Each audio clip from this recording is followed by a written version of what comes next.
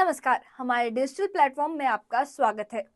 लोकसभा से शुरू हुआ सियासी तूफान अब हिमाचल प्रदेश तक जा पहुंचा है। बीजेपी सांसद अनुराग ठाकुर के एक बयान ने कांग्रेस को आग बबूला कर दिया है। ठाकुर ने कांग्रेस अध्यक्ष मल्लिकार्जुन खड़गे पर जमीन घोटाले का आरोप लगाया था, जिसके बाद हिमाचल में कांग्रेस सड़कों पर उतर आई है। शिमला से लेकर राज्यसभा तक हंगामा मचा है। आखिर क्या है ये पूरा मामला, देखिए ये खास रिपोर्ट।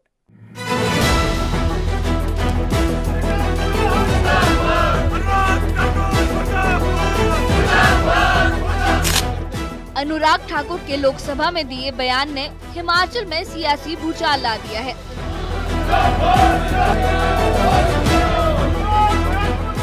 शिमला में कांग्रेस कार्यकर्ताओं ने डिप्टी कमिश्नर ऑफिस के बाहर जोरदार प्रदर्शन किया। कांग्रेस के कई बड़े नेता सड़कों पर उतरे और अनुराग ठाकुर से माफी की मांग की। उप मुख्यमंत्री मुकेश अग्निहोत्री ने इसे बीजेपी की बौखलाहट करार दिया। ऊपर किसी नेता विशेष का विशेष तौर पे अनुराग ठाकुर ने जिस ढंग से आरोप लगाए हैं, और मैं समझता हूँ कि ये बहुत ही गलत है और कांग्रेस पार्टी इसका टूथ एंड नेल अपोज करती है। खड़गे जी के दामन पे कोई दाग नहीं है, पूरे जीवन में कोई दाग नहीं है, और अनुराग ठाकुर के कहने से कोई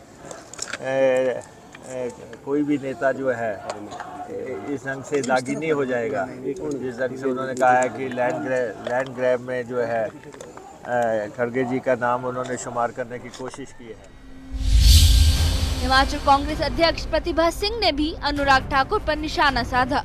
उन्होंने बीजेपी पर झूठ फैलाने का आरोप लगाया और कहा कि ये बयान सिर्फ खड़गे का नहीं बल्कि पूरे कांग्रेस परिवार का अपमान है। सड़कों पे आए हैं, ये आप सब जानते हैं कि वो मुख्य मुद्दों से अपना हम लोगों का ध्यान भटकाने के लिए कहा तो आपको बेरोजगारी की बात करनी चाहिए, युवाओं को रोजगार देने की बात करनी चाहिए, महंगाई कम करने की बात करनी चाहिए, परंतु उन्होंने जो जिस तरीके से अपनी भाषा का प्रयोग किया है, वो जैसा खड़गे जी कह रहे हैं कि अगर वो माफ़ी भी मांगते हैं तब भी वो उस बात से सहमत नहीं है। इस तरीके का भाषा का प्रयोग करना बहुत ही अशोभनीय है और इसका हम भरपूर खंडन करते। तो चलिए अब आपको बताते हैं कि आखिर अनुराग ठाकुर ने ऐसा क्या कह दिया। लोकसभा में वक्फ संशोधन विधेयक पर बहस के दौरान उन्होंने कहा कि कर्नाटक में वक्फ संपत्तियों में बड़ा घोटाला हुआ। कांग्रेस ने वोट बैंक के लिए इसे भ्रष्टाचार का अड्डा बना दिया। इसमें मल्लिकार्जुन खड़गे का नाम भी सामने आता है। हालांकि बाद में उन्होंने खड़गे का नाम वापस ले लिया। सरकार है मंदिर का, ये कर्नाटक की सरकार है कांग्रेस की।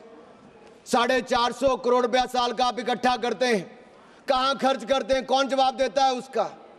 एक एक रुपए का हिसाब आपको देना चाहिए था। क्या किसी मस्जिद का पैसा आपने लिया? क्या किसी वक्फ बोर्ड का पैसा आपने लिया? लेकिन कर्नाटक में जो घोटाले हुए सर, उसमें इनके राष्ट्रीय अध्यक्ष मल्लिकार्जुन खड़गे जी का नाम भी आता है। जहां पर क्या हुआ सर? यही नहीं, बैठ जाओ,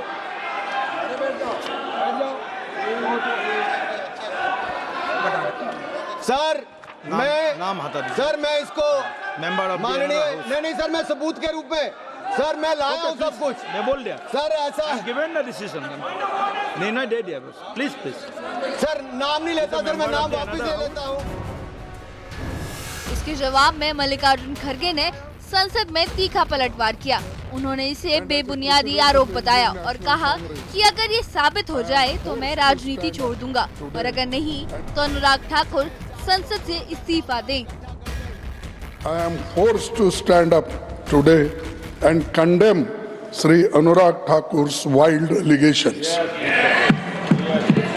I expect an apology from the leader of House.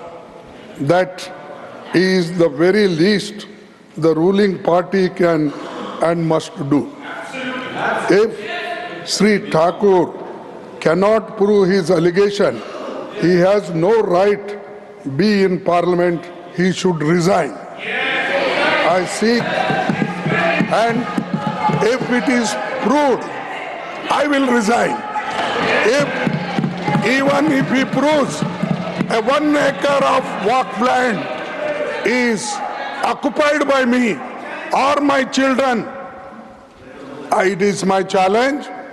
If such allegations made, some papers leaving on the table and damaging us, I am not going to afraid of these things, sir. इस बयान ने हिमाचल की सियासत में आग लगा दी है। कांग्रेसी से मुद्दा बनाकर जनता के बीच जाने की तैयारी में है। उधर बीजेपी की ओर से अभी तक कोई आधिकारिक जवाब नहीं आया, लेकिन साफ है कि ये विवाद अभी थमने वाला नहीं। तो संसद से लेकर हिमाचल तक इस मुद्दे पर जबरदस्त सियासत जारी है।